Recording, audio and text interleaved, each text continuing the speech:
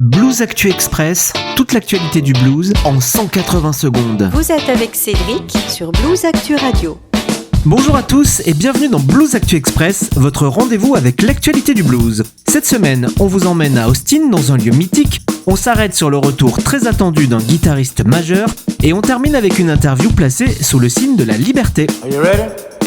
On commence avec un endroit qui fait partie de la légende du blues. Zach Ernst était récemment en interview sur Blues Actu pour parler d'Antone's, le club d'Austin qui depuis plus de 50 ans occupe une place centrale dans l'histoire du blues moderne. Fondé par Clifford Anton dans les années 60, Antone's n'a jamais été un musée et c'est précisément ce que rappelle Zach Ernst dans l'entretien, lui qui co-dirige le club depuis maintenant 10 ans. Pour lui, Antone's est une histoire qu'on continue d'écrire chaque soir sur scène. Il revient donc sur l'équilibre délicat entre respect de l'héritage et ouverture aux nouvelles générations, mais aussi sur cette transmission qui se fait naturellement au contact du public. À Antone's, dit-il, on apprend en jouant, en observant, en partageant la scène. C'est une interview passionnante qui rappelle pourquoi ce lieu reste encore aujourd'hui un cœur battant du blues à Austin.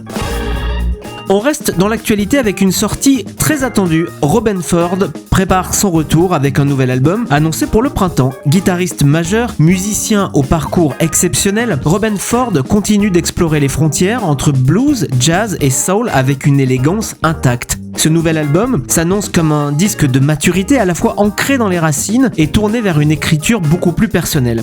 Blues Actu revient en détail sur ce projet, sur les conditions d'enregistrement et sur ce qui fait depuis des décennies la singularité du jeu de Robben Ford. C'est une sortie à surveiller de très près pour tous les amateurs de guitare et de blues moderne et le premier single est d'ailleurs d'ores et déjà en écoute sur Blues Actu Radio avant de pouvoir découvrir l'album en intégralité le 27 mars.